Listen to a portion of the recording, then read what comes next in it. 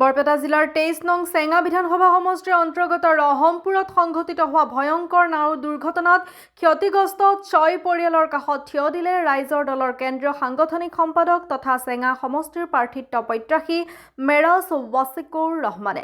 দুৰ্যোগৰ এই কঠিন সময়ত মানৱতাৰ উজ্জ্বল নিদৰ্শন দাঙি ধৰি মেৰাজ ৱাছিকুৰ ৰহমানে ক্ষতিগ্ৰস্ত 6 পৰিয়াললৈ মুঠ 60,000 টকাৰ আৰ্থিক অনুদান আগবঢ়ায়। কেৱল সহায়ে নহয়, শোকাহত পৰিয়ালসমূহৰ সৈতে কথা পাতি সাহস যোগালে নেতাগৰাকীয়ে। তেওঁ কয়, ৰাইজৰ দুখ কষ্টতেই মোৰ ৰাজনীতি, বিপদৰ সময়ত ৰাইজৰ কাষত থিয় হোৱাটোৱেই মোৰ কৰ্তব্য।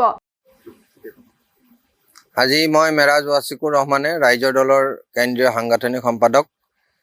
যিটো নাও দুৰ্ঘটনা ঘটিছিল সিদিনা সঁচাকৈ দুখদায়ক আৰু বেদনাদায়ক। ইমান কণ কণ শিশু মৃত্যু হ'ল, বিচাৰিও নাপালে আমাৰ ডেড বডি। মই সিদিনাখনে ঘোষণা কৰিছিলোঁ যে মই নিজাববীয়াকৈ 10,000 টকাকৈ পৰিয়ালকেইটাক দিম। আৰু আজি আল্লাৰ সহায় কৰাত মই ইয়াত আহি উপস্থিত হৈছোঁ গৰৈমাৰী অঞ্চলত। আৰু দুখজনক পৰিস্থিতি যাতে আল্লাই আগলৈ এনেধৰণে দুৰ্ঘটনা নঘটক। আৰু মই চৰকাৰক দাবী জনাইছোঁ যে এই ক্ষতিগ্ৰস্ত পৰিয়ালকেইটাক ক্ষতিপূৰণ হিচাপে যিকেইজনৰ মানুহ লষ্ট হৈছে তেওঁলোকক 10 লাখ টকাকৈ দিবলৈ মই চৰকাৰক দাবী জনাইছোঁ।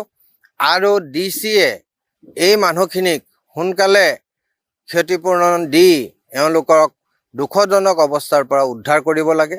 মই ব্যক্তিগতভাৱে আজি 10,000 টকাকৈ 6জন মানুহ যি ঢুকাইছিলে মই দিছোঁহি।